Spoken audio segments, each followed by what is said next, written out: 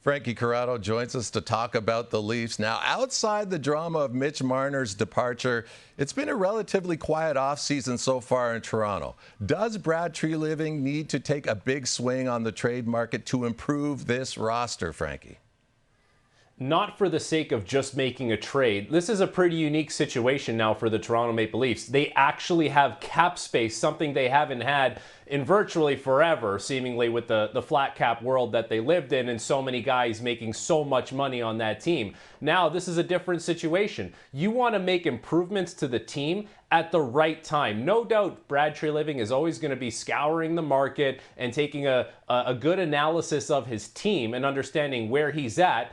And it's not necessarily about 102 points out and 102 points in player for player. You'll scatter those points throughout the lineup, but it's nice to see the Maple Leafs have a little more cap space to work with. So when we get into the regular season and we see who actually becomes a seller, who's a team that's maybe underachieving, and they have a player who maybe has a little bit of term left or someone on an expiring contract, you have the ability to strike on a move, something the Leafs haven't necessarily been able to do. So I don't mind Brad Treliving waiting and seeing what's available and then making the move at the right time to help improve the team when you have a little bit of financial flexibility, something you really haven't had for a long time.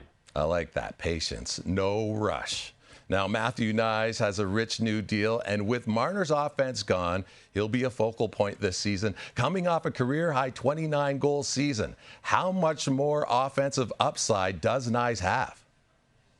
There has to be more offensive upside for Matthew Knies based on how much they're paying him. That's a little bit of a bet on Matthew Knies going into the future. Now, he was just under 60 points last year at a guy who's making just under $8 million. You would like to see Matthew Knies be a 60-point player, a 65-point player, and eventually a 70 and a 75-point player to make sure that you're getting your money's worth out of him. And the thing is about Matthew Knies, he's young. He's 22 years old. So he had a great season last year, scored 29 goals.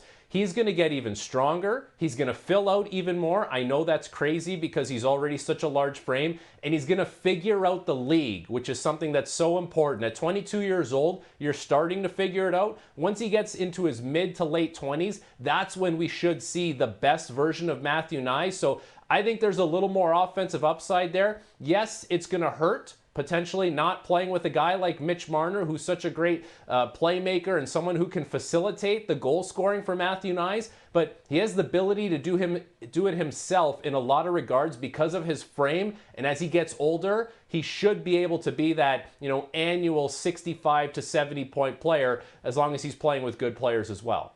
Yeah, it'll be interesting if he's still got some growth to do. Now, let's move to the crease. Both Anthony Stolarz and Joseph Woll are coming off career years and career-high workloads. Frankie, do you see it as a glass half full, that they're just getting started, or a glass half empty that might be unrealistic to expect that performance once again?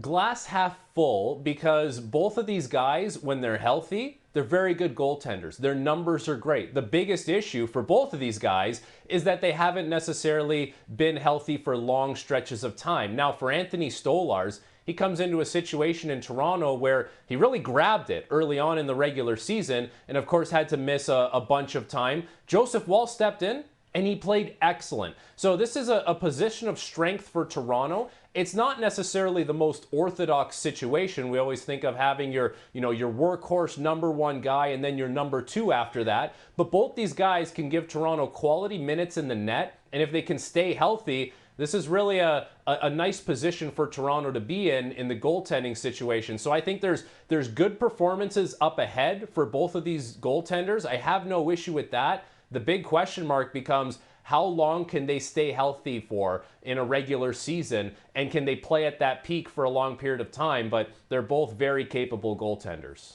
Very key questions. It's the most important position in the sport. The Leafs have the third best odds to win the Atlantic Division as of today, sitting behind Florida and Tampa Bay.